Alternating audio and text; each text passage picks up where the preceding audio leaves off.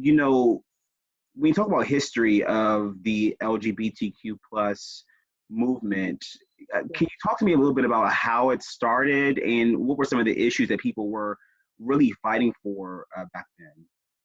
Well, it's really interesting because it's hard to I generally eschew timelines because movements all speak to one another, like they always build upon one another. If we're thinking specifically, though, about the US context, then you might want to start with the creation of the Society for Human Rights, which started in 1924 by Henry Gerber in Washington.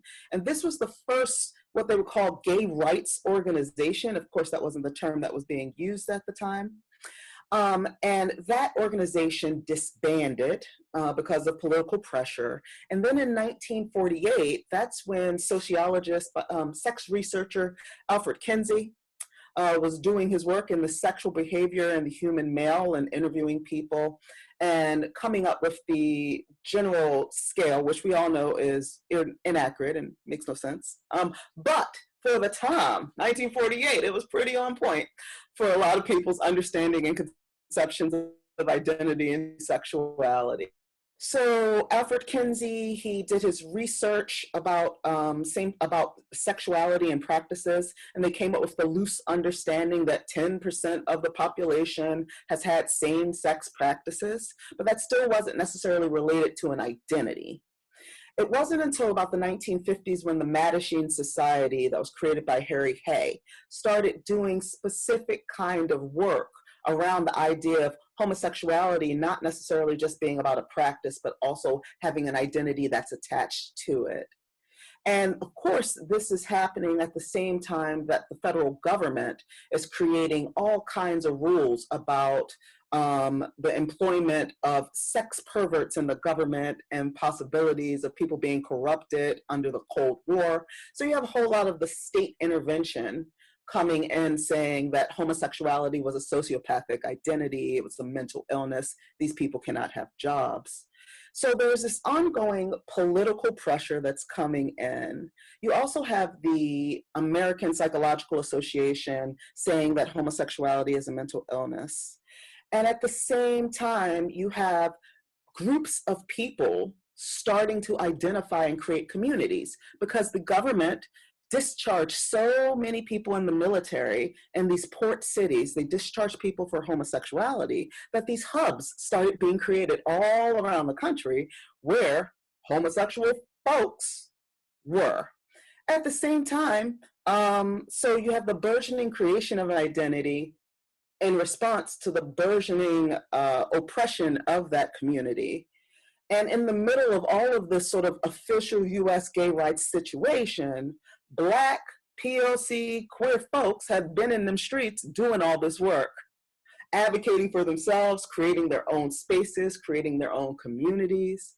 So I think that one of the things that we often forget is that we have an official history, right, that builds from the Mattachine Society to Daughters of Bilitis to suddenly Stonewall.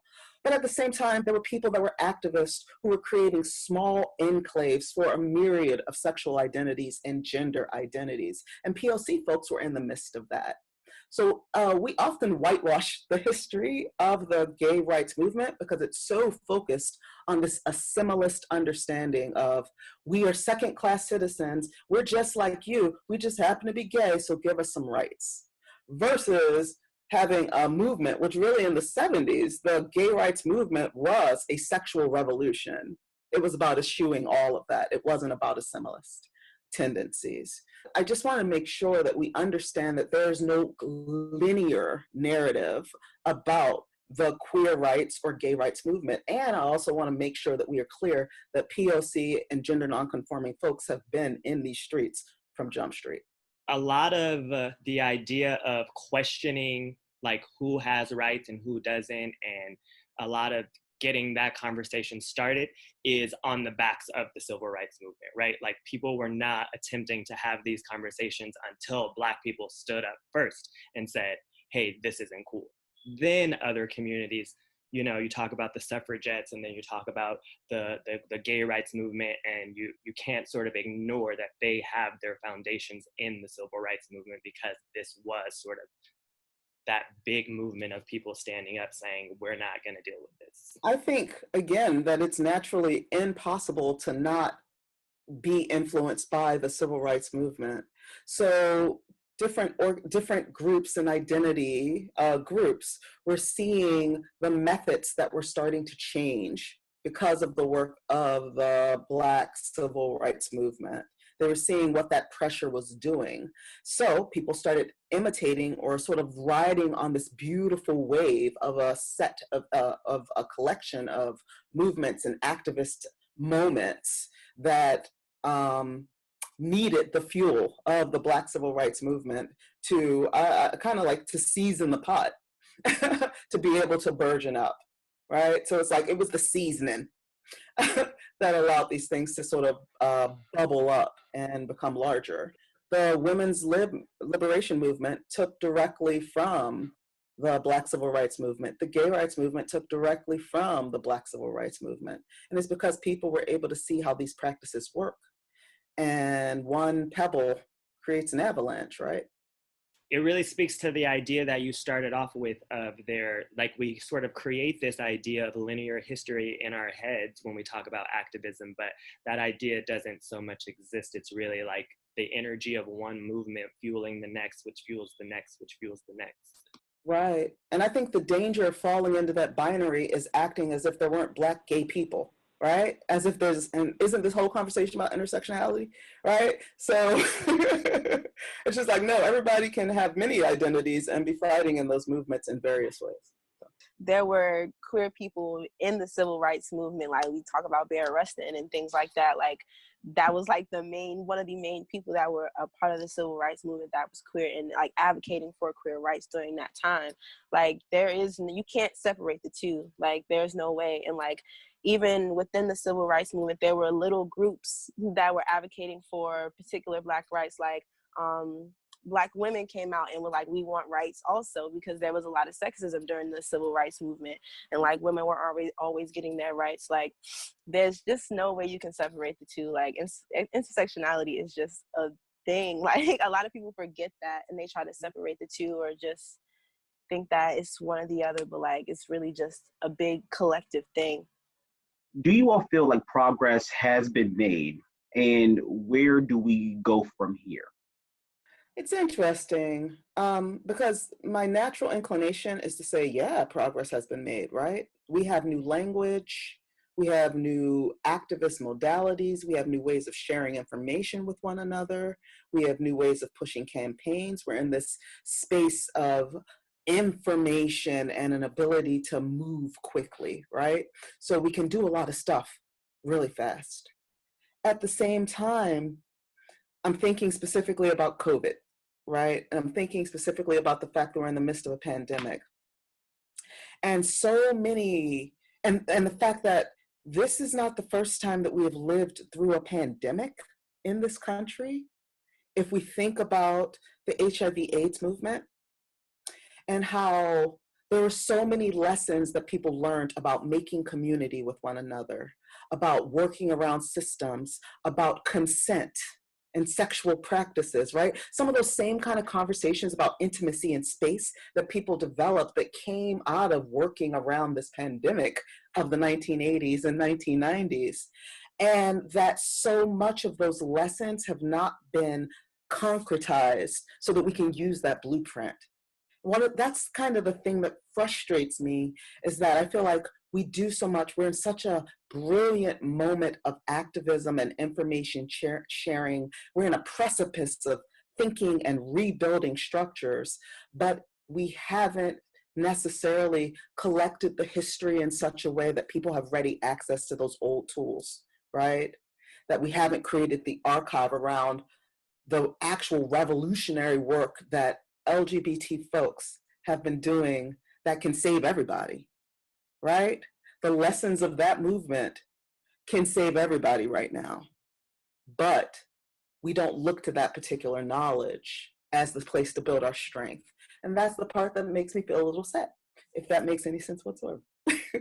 I can see and feel the people changing, and I can see and I can feel the people becoming different around the language that we use, and even some of the ways that we treat people. I can see those things becoming new and different and better. But because of the way that structurally we put people in charge in this country, the people moving doesn't necessarily translate to a big enough change, because those people are moving, but they're not being put into positions of power. And so when you have people that have been in Congress for God knows how long, when you have a Supreme Court appointed for life, you just run into this situation where people on the ground are moving and society is trying to move and shift, but it's not allowed to, because the same people or the same types of people are allowed to stay in power. And I think that's where we need sort of our next big shift. We need to get these people out. We need to get new people in with new ideas, people that like Dr. Young shared, can bring in these lessons that we've already learned and say, I've been in these trenches and I've been in this fight, and I know that the way that we're trying to handle this won't work. I echo that completely, because when I look at y'all faces, I want to say, yes, we have made change. we have gone beyond, because it's like, and when I look at my friends' faces or like my partner's faces, like, I'm just like, look at all this beautifulness and like all of this strength and all of this like intelligence and excellence. Like, we are so powerful, y'all, but it's like all of this is not translating to the things that literally control us, the people that literally control us and control how many grocery stores we have in certain parts of the neighborhood, who has access to healthcare, who deserves healthcare, like that's or what the definition of like not having enough money is, or what the real definition of being like impoverished or poor it means, like, or like that doesn't make sense. Like, how can you tell me how much access I need to food, like, if you've never been in that predicament where you really don't have access to food, you don't have enough money to buy food? Like, how can you give me a certain amount of money each month, or a little a stipend or something? Like, you're not going to be able to tell me how much I need if you can't even tell me how much a carton of milk costs. Like, that's not a thing. Like, that's not a thing. We need real people. Those are not real people. Like, those are like robots. They have like, rich people don't understand what real people have to go through. So it's like, there's no way that y'all can make things better or like, help us out or provide things that we need if you literally don't know. Like, y'all view people as statistics, as numbers, as things, as little like chess pieces on a chessboard. That's how they operate with people. And like regular people on the ground and people in community don't operate like that. We feel, we talk to, we engage. Like, there's no engagement, there's no feeling. It's just very like, here, bye. Like, that's really what it is. Now I'm making my money and I'm minding my business. And I would definitely say progress is the main, because I think to say anything otherwise would sort of do a disservice to the people who are currently working, the people who've worked before us. And so, yes, those efforts have definitely created progress. And so I would echo everything that has been said already. I think one thing that I can say is we need to build political power, kind of like what a number of people have, said already. Like, we need a change in who is leading us, what they know about us, whether or not they respect us, and that involves us building political power in order to be able to make that happen. I have hope. When I look at the people around me, I have hope, and I know that we're gonna get there someday because we have proven that we can make progress and get things done.